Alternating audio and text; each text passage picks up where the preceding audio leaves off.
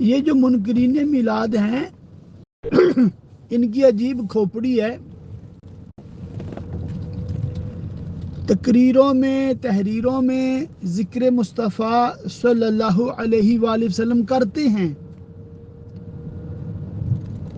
اور اس عنوان سے جیسے سیرت کانفرنس کے نام پر ذکر مصطفیٰ کرتے ہیں اور اس کو جائز بھی سمجھتے ہیں، کار ثواب بھی سمجھتے ہیں، اور وہی ذکر جب ہم میلاد کے نام پر کرتے ہیں،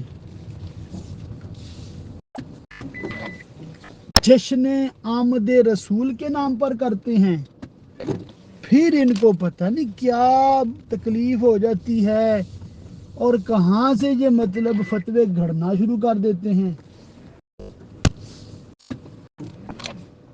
اصل میں کوئی فرق نہیں ہے، سیرت کانفرنس کے نام سے کر لیں، میلاد النبی صلی اللہ علیہ وسلم کے نام سے کر لیں، یا جشن آمد رسول کے نام سے کر لیں، یا مطلب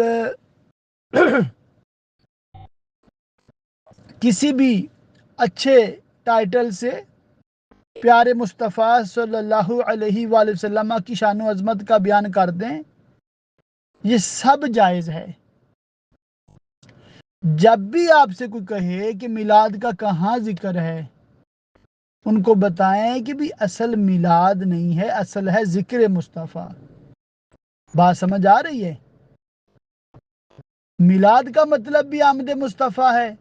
آپ کی دنیا میں تشریف آوری ہے تو دنیا میں آپ تشریف لائے، آپ کے کیا کیا خصائص ہیں، آپ کی کیا کیا شانیں ہیں، کیا کیا عظمتیں ہیں، آپ کی کیا تعلیمات ہیں، یہ سب کا بیان ہوتا ہے میلاد کی محفل میں۔ تو یہ اصل ہے ذکر مصطفیٰ۔ اب آپ خود بتا دو، کیا قرآن میں ذکر مصطفیٰ نہیں ہے، حدیث میں نہیں ہے، پرانے انبیاء اکرام علیہ السلام نے ذکر مصطفیٰ نہیں کیا؟ بتائیں کسی صحابی نے ذکر مصطفیٰ نہیں کیا؟ بھی سبھی نے کیا ہے، انہوں نے کیا ہے تو ہم بھی کرتے ہیں، تو آپ ہمیں منع کیوں کرتے ہو؟ بات اتنی سمپل ہے، نہیں سمجھ آتی تو جاؤ دفع ہو، ہمیں تو کرنے دو نا۔